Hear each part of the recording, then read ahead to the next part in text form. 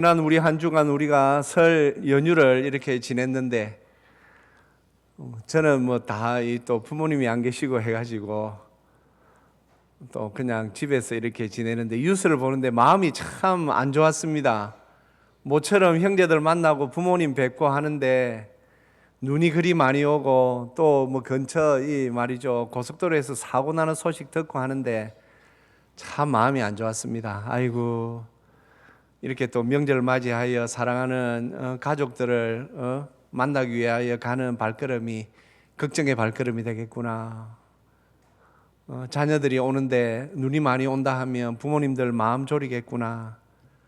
아유, 또 그런데 미국에서도 말이죠, 비행기가 또 추락하고 그런 일들이 일어나는 걸 보면서 역시 참 이 세상은 우리 마음대로 되는 게 아니구나. 예. 그리고 또 여기에 머물러 계신 분들 중에서도 또 독감과 또 여러 가지 말이죠, 이 몸이 불편해서 또 힘들게 또 말이죠, 이 연휴를 지낸 분들도 많이 계시지요. 그렇습니다. 이 세상이 그렇습니다. 그래서 저는 이번 명절에 참 역시 우리가 이 세상에서 살고 있구나를 다시 한번 뼈저리게 느끼는 한 주간이었습니다. 성도님들, 우리는 하나님 앞에서 하나님의 은혜로 살지만 이 세상이기 때문에 이 세상은 우리에게 여러 가지 시험을 던집니다. 이 세상이 던지는 시험이 있습니다. 그리고 또 하나님은 이 세상에서 우리가 성도로서 잘 살아갈 수 있도록 또 하나님께서는 우리에게 시험을 통하여 우리를 연단시키시고 우리를 강하게 하십니다.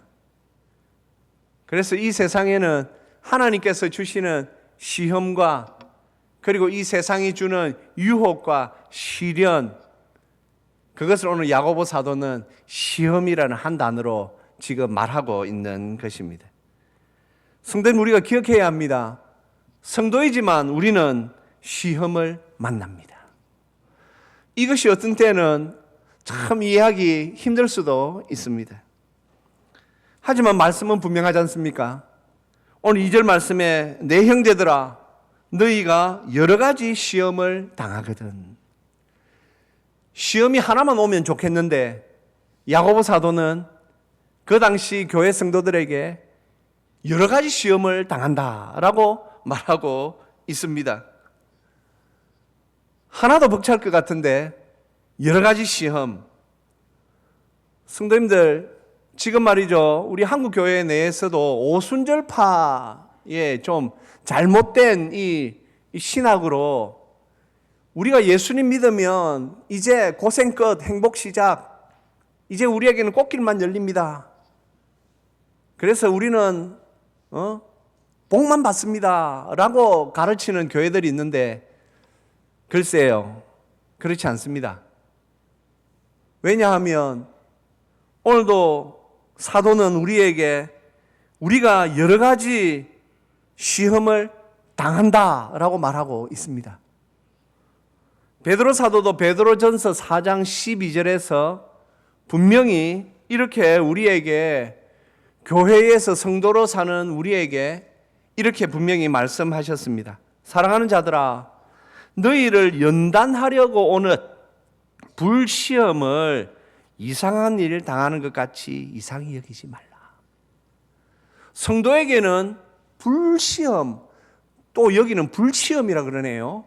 그냥 시험도 힘들 것 같은데 불시험이랍니다. 왜냐? 베드로 사도는 잘 알았거든요. 우리가 예수님 믿고 하나님의 은혜로 하나님의 자녀 된 것, 성도님들, 이거 하나만으로도 우리의 삶은 이제 다 정리가 된 것입니다. 그런데 우리 욕심이 너무 많아서 이거 외에도 다른 것까지도 다 챙기려고 하니까 자꾸 이 은혜가 가려지는 것이지요. 사도 바울께서도 사도행전 14장 22절에서 분명히 이렇게 말씀하셨습니다. 또 우리가 하나님 나라에 들어가려면 많은 환난을 겪어야 할 것이라. 에베소 교회 성도들에게 마지막 작별 인사하는 그 가운데에서, 그리고 또 그 초대교회 성도들에게 분명히 이렇게 말했습니다. 우리가 하나님 나라에 들어가려면 많은 환난을 겪어야 한다. 성도님, 이것이 겁주는 것입니까? 아니요. 그래서 우리가 이런 말씀을 통하여 우리는 분명히 알 수 있습니다. 아, 우리가 예수님을 믿는 이 신앙의 길은 우리가 생각하는 것처럼 좋은 일만 있는 건 아니고 어렵고 힘겨운 일들도 있을 수 있구나. 이걸 우리가 분명히 생각해야 한다라는 것이지요. 그래서 초대교회 성도들은 이것을 잘 알고 있었습니다. 그래서 그들은 말이죠, 로마의 그 미친 황제라고 하는 네로가 말이죠, 자기가 시상이 떠오르지 않는다고 로마 시를 갖다가 불질러 놓고 그걸 그리스도인들에게 다 뒤집어 씌우고는 그리스도인들을 얼마나 핍박하고, 심지어 말이죠, 그 로마의 원형 경기장 안에 그리스도인들을 몰아넣어 놓고 굶주린 짐승들을 풀어놓고 학살했지 않습니까? 그때 그리스도인들이 몰랐습니까? 하나님 살아계시다면 우리가 짐승들에게 잡아먹히기 전에 천사들이 와서 우리를 구해줄 거야, 그러고 있었습니까? 아니요. 아, 내가 오늘 이렇게 여기서 생을 마감하는구나. 성도들은 그것을 잘 받아들였습니다. 그리고 그 당시 기록을 보면 성도들 중에서는 심지어 하나님 앞에 찬송하는 성도들도 있었습니다. 굶주린 사자가, 굶주린 짐승이 자기를 향하여 달려올 그 마지막 순간까지 찬송하는 성도들도 있었습니다. 왜 그럴까요? 그들에게 있어서 하나님의 은혜, 예수님 믿고 구원받은 하나님의 은혜보다 더 큰 일은 없었단 말이죠.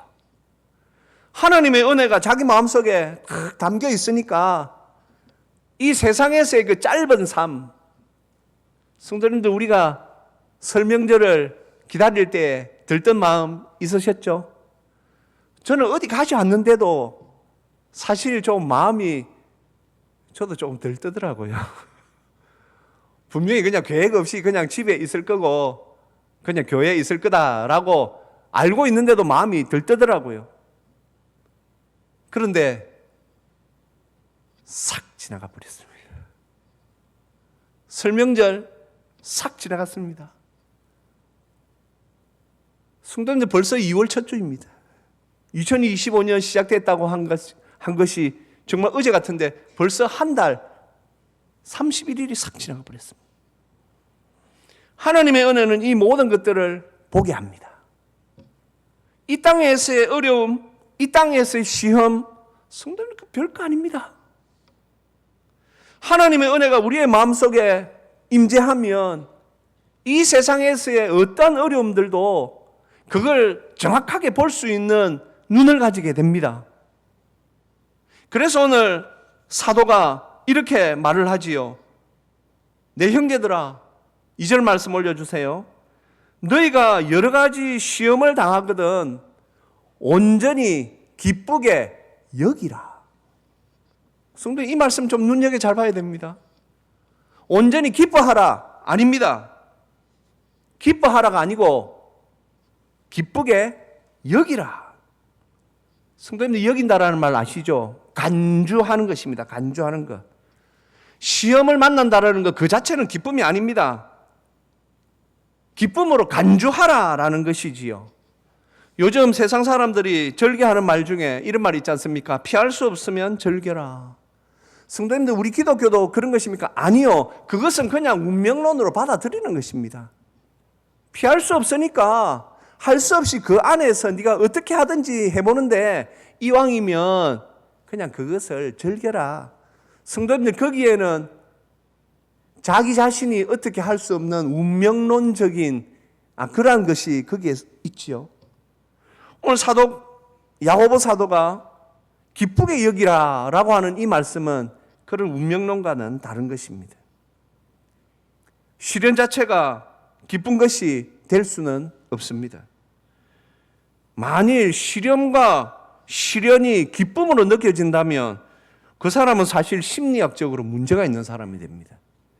조금 어려운 말로 비학성 쾌락주의자라고 있습니다. 그런 거 아시죠? 사람들 중에 약간 정신적으로 문제가 있는 사람은 어려움을 당하면 그걸 고통을 즐기는 사람이 있습니다. 막 자기가 맞으면서 쾌감을 느낀다라고 그러죠. 그거 굉장히 위험한 거거든요. 성도님, 우리에게 있어서 시험, 우리에게 있어서 어려움은 기쁜 것이 아닙니다. 하지만 하나님께서 우리에게 주신 그 은혜의 믿음의 능력 중에 뭐가 있습니까? 기쁨으로 간주하는 것입니다. 아, 이거 별거 아니야. 성도님, 우리가 인간관계를 하다가 보면 간혹 우리가 좋아하지 않는 사람을 만나고, 하지만 그 사람과 관계를 계속 유지해야 할 때가 있습니다. 어떤 사람들은 그런 관계를 힘들어합니다.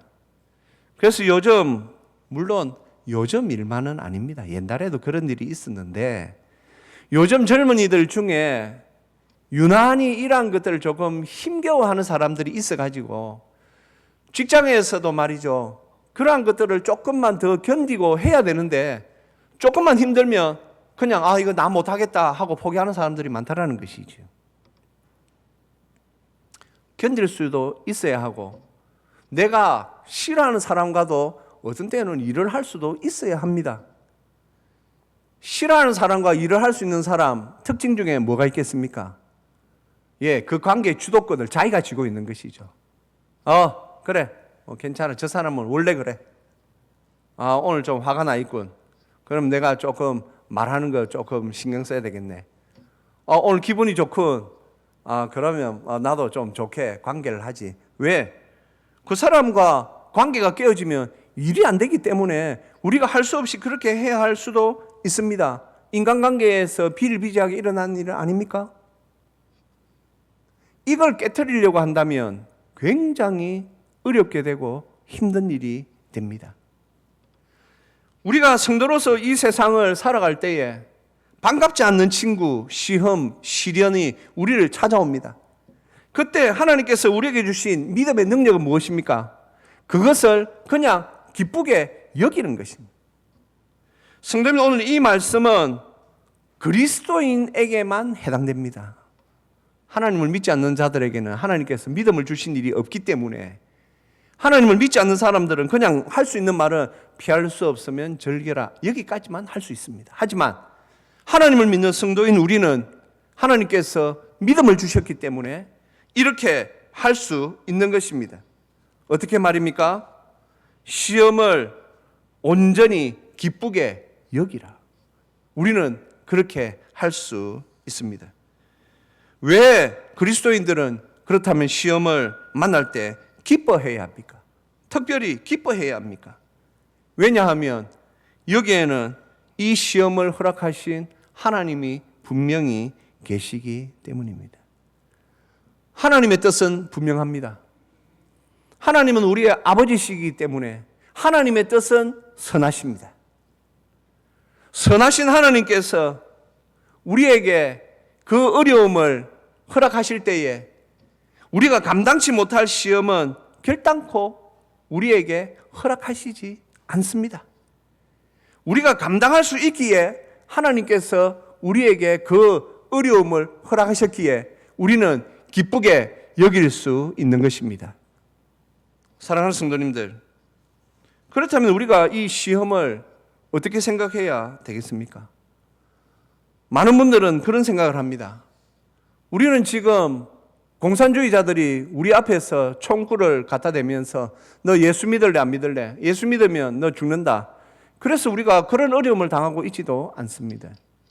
우리나라는 참 이 민주주의가 잘 뿌리 내려서 지금 우리가 신앙의 자유를 얼마나 잘 누리고 있습니까?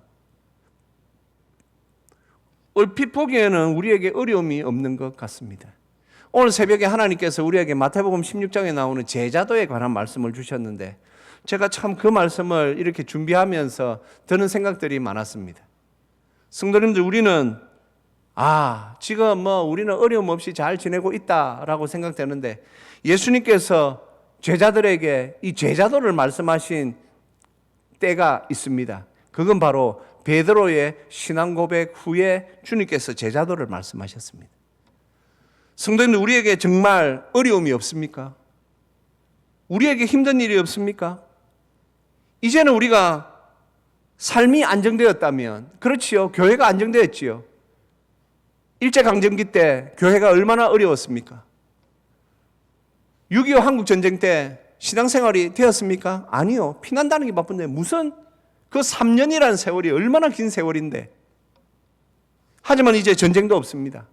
나라의 경제도 우리가 알다시피 참 얼마나 좋아졌는지 모릅니다. 살기 좋은 대한민국, 많은 사람들이 지금 대한민국을 예찬합니다. 이야, 저 나라 참 대단하다. 저 나라 문화도 좋고, 요즘 들어서 또 말이죠. 제가 지난번에도 한번 언급하였지만, 야, 저 민족 한글이라는 걸 갖고 있는데 저거 기가 막힌 언어다. 예? 또 지난주에도 제가 얼핏 인터넷 지나가다 보니까 말이죠. 아, 희한한 사람들 다 있더라고요. 이 한글은 생각만 잘하면 30분 안에 배울 수 있습니다 하면서 말이죠. 외국인이 한글 강의를 막 하는데 제가 가만히 들어보니까 딱 세종대왕이 맨 처음 이 국왕구조를 가지고 하는 그 설명을 그 사람이 하고 있더라고요. 그러면서 이렇게 쉬운 언어가 어디 있냐면서 막 하는데 그렇습니다. 우리는 참 좋은 시절에 지금 살고 있습니다. 그렇다면 한국교회 성도들이 그리스도의 제자입니까? 우리는 이제 이 은혜들을 등에 업고 우리 선조들이 참 피땀 흘려 세워놓은 이 교회에서 우리는 이제 영적인 깊이 있는 그곳으로 가야 하는데 그것이 쉽지 않습니다. 우리는 예수님의 제자의 삶을 살아야 하는데 그러기 위하여서는 자기를 부인하고 자기 십자가를 져야 되는데 주님을 따라야 되는데 이게 잘 되지 않습니다. 이걸 보는 성도들은 어려움이 있다는 걸 알지요. 저도 목사이지만 사실 삶이 그렇게 쉽지는 않습니다. 왜냐하면 잘 안 되거든요. 저도 목사이기 전에 한 사람이 그리스도인으로서 저도 나름대로 신앙생활을 돌아봅니다. 쉽지 않습니다. 뭔가가 생각대로 잘 되지 않습니다. 야, 내가 목사 정도 되었으면 이제 좀 이렇게 좀 되었으면 좋겠는데 안 됩니다. 어렵습니다. 어떤 때는 스트레스가 막 옵니다. 성도님들 시험이라 할 수 있는 것이지요. 시험이 없다고 눈 감지 마십시오. 천국 가기 그날까지 우리는 이 땅에서 우리에게는 언제든지 시험이 찾아오고 우리 주위에는 시험이 널려 있습니다.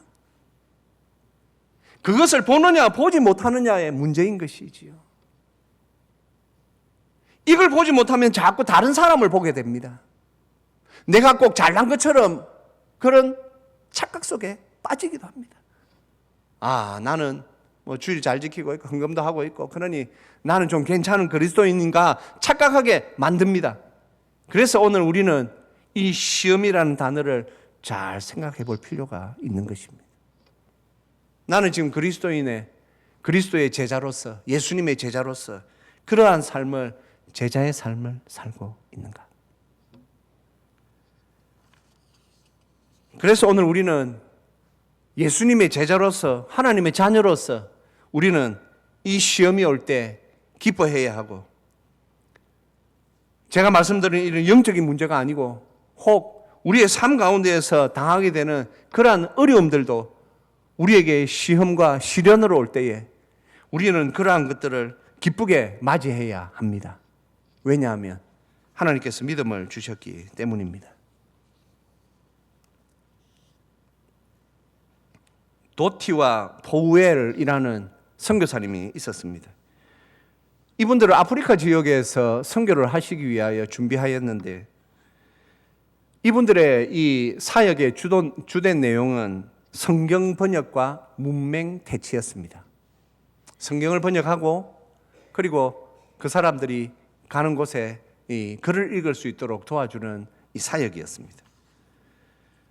그래서 맨 처음 가면 안 되니까 문화 적응 훈련을 위하여 서아프리카에 있는 작은 이 마을에 그들이 들어갔습니다. 가보니 거기에는 추장이 아직도 있고 한 70여 명의 말이죠 부족 사람들이 있었는데 모두 한 가족처럼 지냅니다.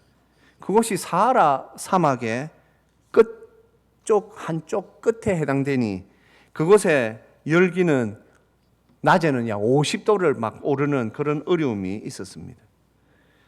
그곳에서 이제 가가지고 말이죠. 그 어려운 환경 속에서 있는데 음식도 다르지 않습니까?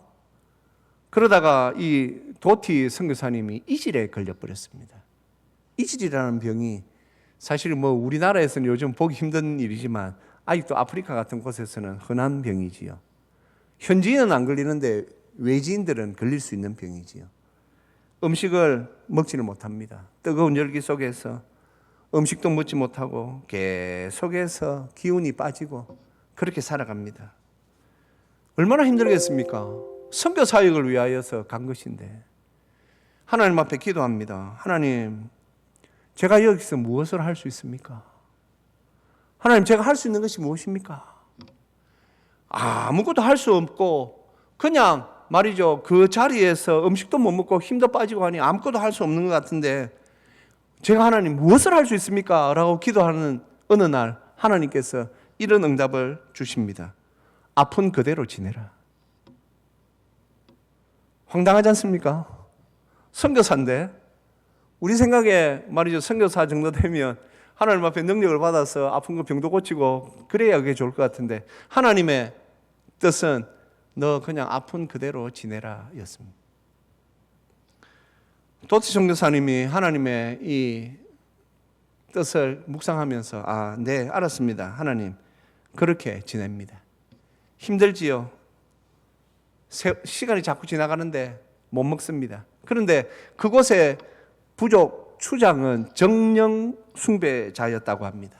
정령, 산천초목, 그리고 무생물, 온갖 모든 것에 다 이 혼령이 있다고 생각하는 것, 정령이죠.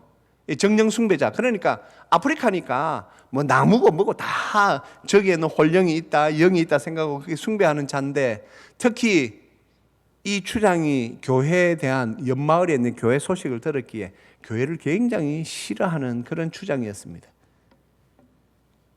그런데 그 마을에 70여 명쯤 되는 마을에 그거 아시죠? 옛날에 아프리카가 프랑스 식민지하에 있었기 때문에 아프리카 지역이 보면 의외로 프랑스를 사용하는 곳이 많습니다.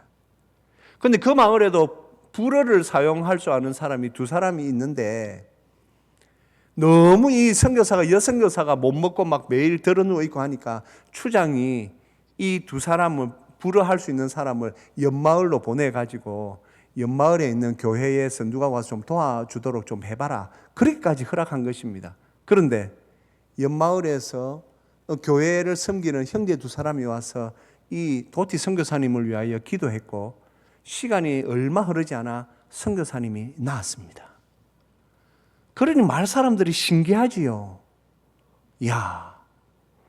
그리고 이제 그곳에서 이 선교사님들이 문화 적응 훈련을 마치고 이제 돌아오기 전에 이분들이 추장께 불어를 할 줄 아는 두 사람을 좀 옆마을에 교회 좀 보내주면 안 되겠습니까? 라고 부탁을 하자 또 추장이 뭐 그러라고 그랬답니다. 자, 보십시오. 두 사람이 옆마을에 교회를 다니기 시작하는데 한 사람에게 믿음이 생겼습니다.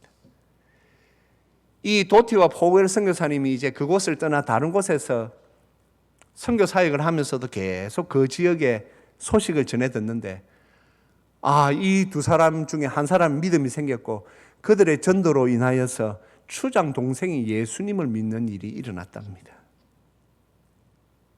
성도님들, 우리에게 오는 시련이 어떤 때는 우리가 하나님 이 시련 없애주십시오 그런 기도했지만 이 도티 선교사님은 그때 알았습니다. 하나님이 나에게 요구하시는 것은 건강하게 효과적으로 효율적으로 일하는 것이 아니라 신실하게 하나님의 뜻을 따라 사는 것, 신실함이었습니다. 이것을 하나님께서 보게 하셨습니다. 사랑하는 성도님들, 우리가 생각하는 것과는 조금 다를 수 있지요. 그래서 우리는 조금 하나님 앞에 조금 더 깊이 있는 신앙생활을 해야 합니다. 오늘 이제 이 시험을 기쁘게 여기라 하신 주께서 우리에게 두 번째, 우리가 그러면 어떻게 시험을 기쁘게 여길 수 있느냐? 주님, 제가 아직 그렇게 잘 되지 않습니다. 그런 성도들 향하여 하나님께서 하나님께 지혜를 구하라 라고 말씀하십니다. 오늘 하나님께서 지혜를 구하라 하십니다. 지혜. 성도님들, 오늘 이 지혜는 우리가 알다시피 인생의 이 비밀, 그리고 우리가 일반적으로 다양한 문제 해결을 하는데 필요한 지혜 맞습니다. 하지만 오늘 야고보 사도가 우리에게 말하는 이 지혜는 어쩌면 영적 지각력이라고 생각하면 좋을 것입니다. 제가 앞서 말씀드린 것과 같지요. 성도님, 우리는 영적 지각력의 이 지혜를 하나님 앞에 구해야 합니다. 지금 내가 어떻게 이 문제를 해결해야 될까? 내가 지금 우리 가정이 당한 어려움을 내가 어떻게 좀 해결해야 할까? 성도님, 그런 데 있지 않습니까? 어려운 문제가 가정에 임했을 때, 자녀들에게 문제가 임했을 때 참 어렵습니다. 우리가 사실 그거 풀 수 있는 문제는 얼마 없습니다. 대부분은 다 어렵습니다. 그리고 우리는 너무 신앙을 생각하며 영적인 것만 생각하는데, 우리 주님께서 우리에게 가르쳐 주신 기도에 일용할 양식을 구하라고 하신 기도 내용이 있다는 것을 알아야 합니다. 하나님은 우리의 삶에 관심이 있으십니다. 하나님은 우리에게 너 다음에 죽으면 천국 갈 거니까 이 세상 금방 지나간다, 이 악물고 그냥 참으면 살아라, 그렇게 말씀하시지 않습니다. 하나님은 우리에게 우리가 이 땅에서의 삶도 윤택하게 행복하게 살기를 원하십니다. 그러기에 하나님께서 오늘 우리에게 너희들이 이 세상의 이치를 잘 모르겠고 너희들이 당한 어려움을 어떻게 풀어야 될지 모르겠거든, 하나님께 지혜를 구하라. 야고보 사도가 하나님께 지혜를 구하라 하면서 하나님의 그 성품 두 가지를 오늘 이렇게 말씀하고 있습니다. 5절 말씀 보겠습니다. 너희 중에 누구든지 지혜가 부족하거든 모든 사람에게 후히 주시고. 성도님들, 우리 하나님은 어떤 분이십니까? 우리 하나님은 후히 주시는 분이십니다. 후히, 무조건 주시는 분이십니다. 거절하지 않으시고 무조건 우리에게 주십니다. 그러니 성도님들, 야, 내가 지금 이 당한 어려움 이걸 어떻게 해야 될까? 우리 자녀의 문제 이거 어떻게 해야 될까? 우리 가정의 문제 어찌 해야 될까? 모르겠거든. 하나님께 지혜를 구하십시오. 하나님께서 후히 주십니다. 후히 주십니다. 그리고 또 야고보 사도가 오늘 우리에게 전하는 하나님의 성품, 하나님은 꾸짖지 아니하십니다. 야, 너 그렇게 사니까 그렇지. 성도님, 우리가 인간 사회에서 가장 힘든 게 무엇입니까? 이 세상에는 내 편이 잘 없다라는 것입니다. 부부간에도 부부싸움을 하는 이유 중에 가장 많은 이유 중에 하나가 남편이 아내가 내 편이 아니라는 것입니다. 남편이 나를 꾸짖는다는 겁니다. 아내가 나를 꾸짖는다는 겁니다. 야, 내가 오늘 이런 어려움이 있었어. 그러면 아이고 어쩌다 그래 됐는데 내가 이래 하니까 네가 그러니까 그렇지. 그렇게 싸움이 일어난다는 것입니다. 우리가 하나님을 믿는 성도로서 우리의 믿음도 좋지 않고, 마귀는 그래서 막 그걸 우리에게 막 불화살을 쏴대죠. 아이고 네가 예수제이라는 게 그렇게 살아가 되겠나고 막 합니다. 마귀는 계속 우리를 정죄합니다. 하지만 하나님은 꾸짖지 아니하십니다. 우리가 어떠한 경우에도 우리가 하나님 앞에 나가 주여 도와주시옵소서, 주여 이 문제를 어떻게 해야 되겠습니까? 라고 할 때 하나님께서는 꾸짖지 아니하시고 우리에게 주시는 줄로 믿습니다. 그러니 이 하나님을 잘 믿어야지요. 이제 오늘 우리가 이 세상을 살아가면서 우리에게 당하는, 우리에게 주어진 그 시험, 이 시험으로 말미암아 우리가 어려움을 당하게 될 때 하나님께서는 우리에게 그 어려움을 잘 감당할 수 있는 믿음을 주셨고 우리에게 지혜를 주십니다. 우리가 이 믿음과 지혜를 가지고 하나님의 자녀답게 살아갈 때에 성도님들, 이제 그 성도가 빛이 납니다. 우리 주님께서 산상설교 마태복음 5장 16절에서 그래서 이렇게 말씀하셨습니다. 우리 같이 읽겠습니다. 이같이 너희 빛이 사람 앞에 비치게 하여 그들로 너희 착한 행실을 보고 하늘에 계신 너희 아버지께 영광을 돌리게 하라. 아멘. 성도님들, 우리가 오늘 이 야고보서 1장에 나오는 이 말씀처럼 우리가 믿음을 가지고 시험이 오는데도 야, 괜찮아. 하나님이 살아계셔. 그러니까 하나님의 뜻이 있을 거야. 그러면서 우리가 말이죠, 하나님 앞에 살며 또 너무 힘들 때는 하나님 앞에 지혜를 구하며 살아갈 때 우리에게 빛이 납니다. 성도님, 여기에서 주님께서 말씀하시는 착한 행실은 우리가 말하는 도덕적이고 윤리적인 것을 말하지 않습니다. 성도인 우리가 하나님의 뜻에 순종할 때 하나님은 우리에게 착하다 하십니다. 마태복음 25장에서 달란트 비유에서 그 주인의 뜻을 잘 이해하여 순종한 종들에게 주인이 뭐라고 말합니까? 착하고 충성된 종아. 착하고 나오지요. 사랑하는 성도님들, 우리 모두는 하나님 앞에서 이렇게 빛이 나야 합니다.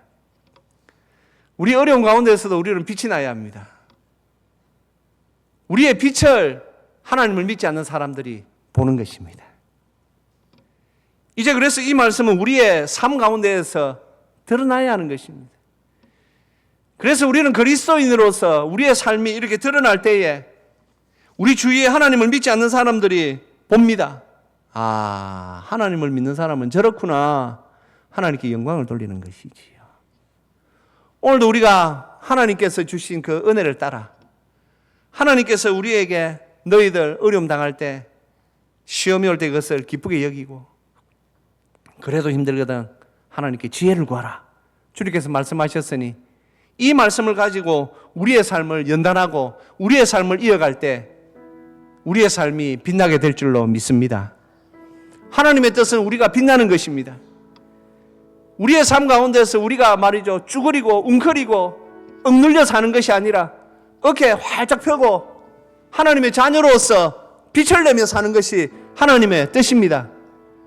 오늘 이 말씀을 따라 살아서 우리 모두가 빛을 발하며 살아가는 복된 성도들 되시기를 주님의 이름으로 축복합니다.